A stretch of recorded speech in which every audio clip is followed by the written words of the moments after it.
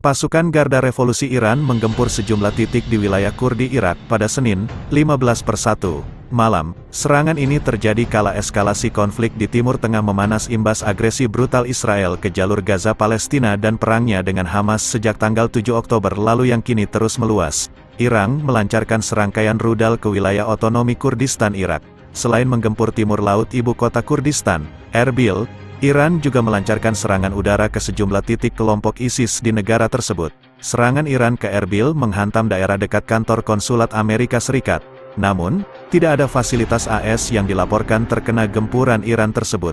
Sementara itu, setidaknya 4 warga sipil tewas dan 6 lainnya luka imbas serangan Iran di Erbil, kata Dewan Keamanan Pemerintah Kurdistan dalam sebuah pernyataan.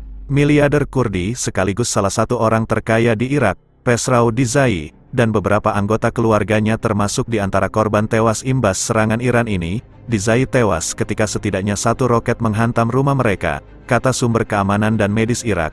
Ia terkenal dekat dengan klan Barzani yang berkuasa di Irak. Ia memiliki bisnis proyek real estate besar di Kurdistan. Imbas gempuran Iran, lalu lintas udara di Bandara Erbil pun dihentikan. Selain itu, 1 roket Iran juga jatuh di rumah seorang pejabat senior intelijen Kurdi dan 1 lagi mengenai pusat intelijen Kurdi, kata sumber keamanan. Lantas, mengapa Iran tiba-tiba melancarkan serangan ke Irak? Melalui pernyataan, pasukan Garda Revolusi Iran, IRGC, mengatakan serangannya ke Irak itu berhasil menerjang markas intelijen Israel Mossad. Iran menuturkan serangan ke markas Mossad di Irak itu sebagai balasan atas kematian salah satu jenderalnya yang juga komandan pasukan IRGC, Sayyid Razi Mossavi.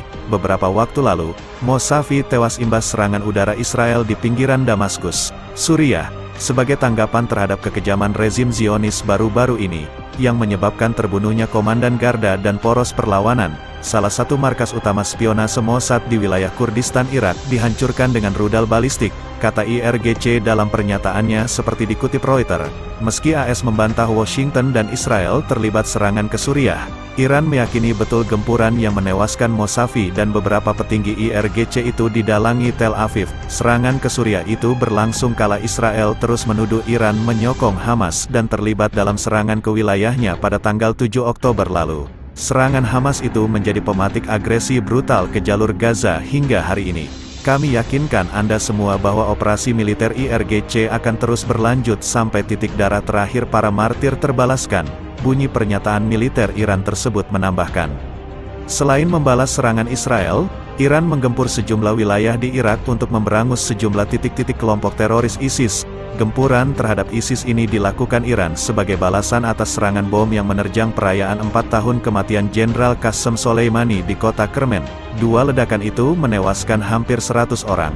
Sejak agresi Israel ke jalur Gaza berlangsung, sejumlah milisi di Timur Tengah lainnya seperti Hizbullah di Lebanon hingga Houthi di Yaman turut melancarkan serangan terhadap Israel. Iran, yang mendukung Hamas dalam perangnya dengan Israel, menuduh Amerika Serikat mendukung apa yang mereka sebut sebagai kejahatan Israel di Gaza. AS mengatakan dukungan terhadap agresi Israel meski belakangan telah menyuarakan kekhawatiran mengenai jumlah warga sipil Palestina yang terbunuh semakin meningkat. Iran memang sering melancarkan serangan ke wilayah Kurdistan Utara Irak di masa lalu.